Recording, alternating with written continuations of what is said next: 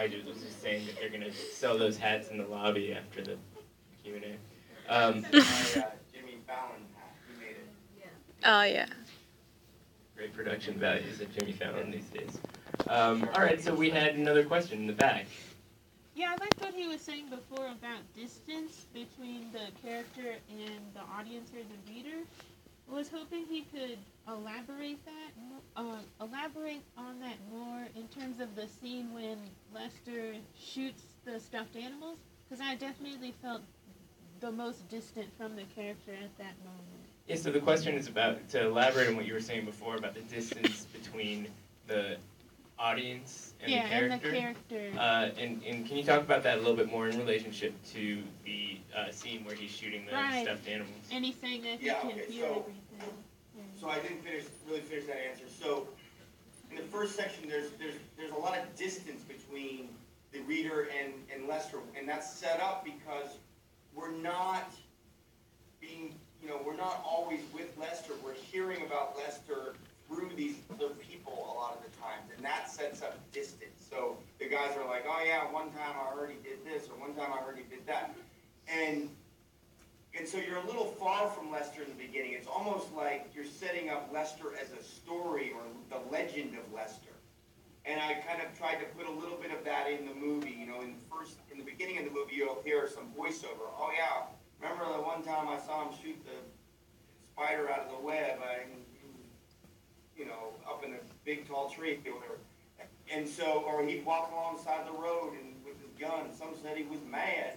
And so, so it's setting up the legend of Lester. Then in the second section of the book and in the middle part of the movie, you're much closer to Lester. The voices disappear. The guys that are, a bunch of guys sitting at a bar talking about Lester are now gone. They don't come back. And we're with Lester and his actions.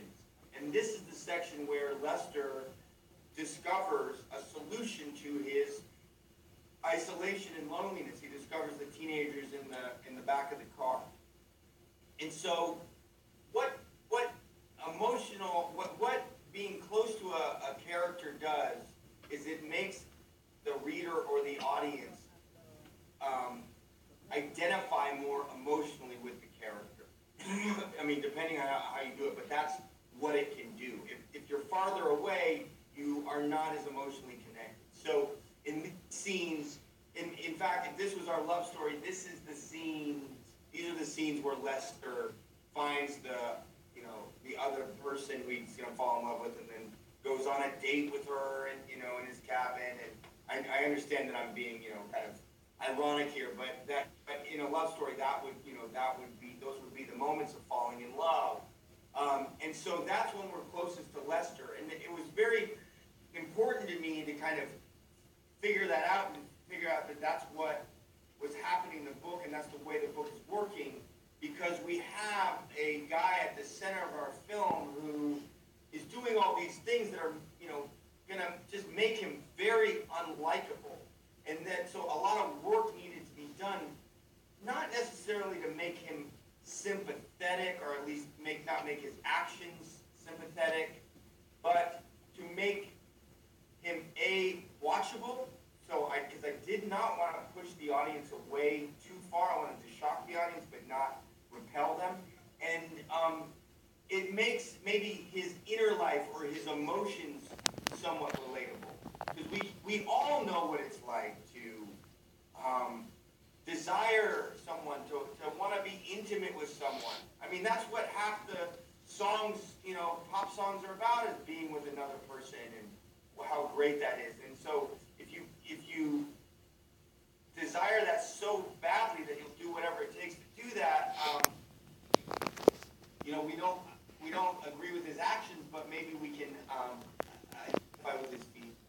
And so then in the third section of the book and in the movie is when he starts killing. He loses his friend in the cabin. She burns up in the cabin.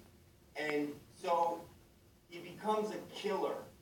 In this case, he's not like most killers or serial killers that I've read about, like real ones, or in movies where the killing itself is some sort of thrill, or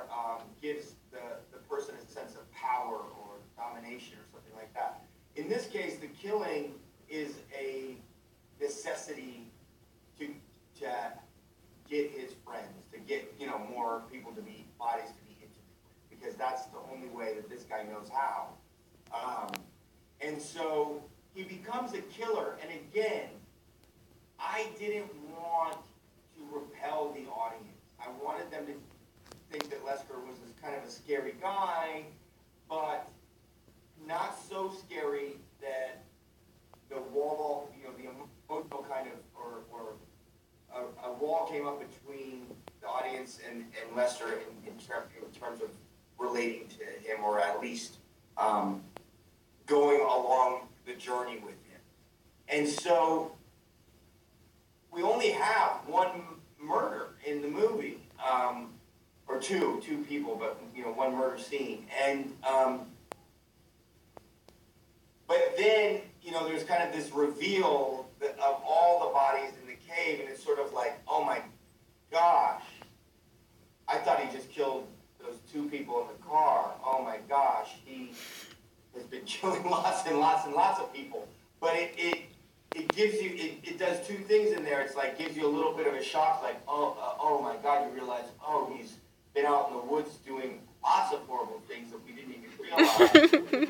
But it also makes it strangely a little more palatable. If you had to watch him kill all of those bodies, all those people in the cave,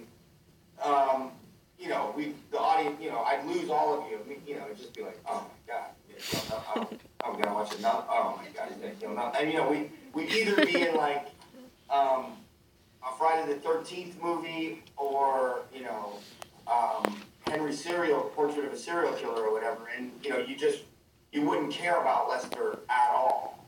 And I think one of the things that makes the movie a little more complex is that there are a lot of mixed emotions. He does do all these horrible things, but strangely, when he comes out of the ground at the end, you can't help but feel like some sort of relief or satisfaction. Like, he got out, yeah. And then it's like, oh wait, that's that guy. He's a murderer and he sleeps with dead bodies. Wait, why are we cheering for him? But I needed to walk that line just to make this movie watchable. So I think we're almost out of time here, but just to wrap this up with one final question.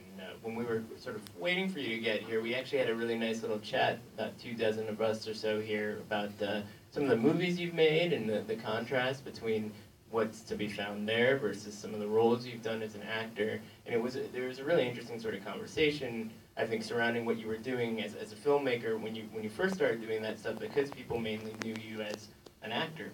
And you said that that you think that this is the best movie you've made. So going back and sort of going through that experience, what do you make of sort of that process of kind of going from being known for one thing to achieving something totally different?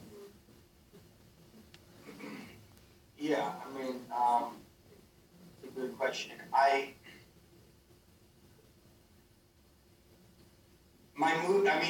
imagine you guys talked about, like a lot, this ain't Pineapple Express, and this ain't Spider-Man, or Oz.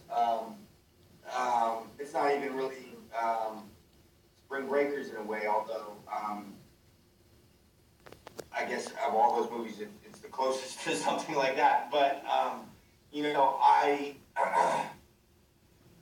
I went back to school, I went to I dropped out of UCLA. I went and finished my bachelor's degree in English at UCLA, and then I went to grad school, and I went to one of the schools I went to was NYU for film. And at that point, I had already been working in movies for 12 to 15 years, and I'd been in Spider-Man, which at the time was the biggest blockbuster of, or at least opening weekend. I don't know, it was one of the big blockbusters ever. And I'd been in movies that had been, won Oscars and been up for a lot of Oscars and got a lot of critical praise, won a lot of awards. So I kind of, and then I've been in bad movies too. So, I kind of had experienced everything. And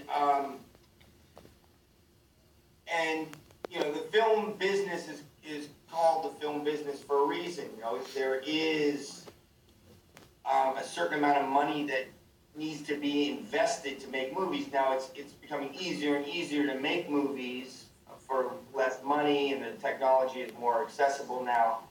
But there's still, you know, it's still more expensive to make a movie than it is to write a poem. And so you usually have to think about recouping that investment. I realized when I got to film school that here's my chance to make the movies that I wanted to make. That if I, as an actor, you know, felt like,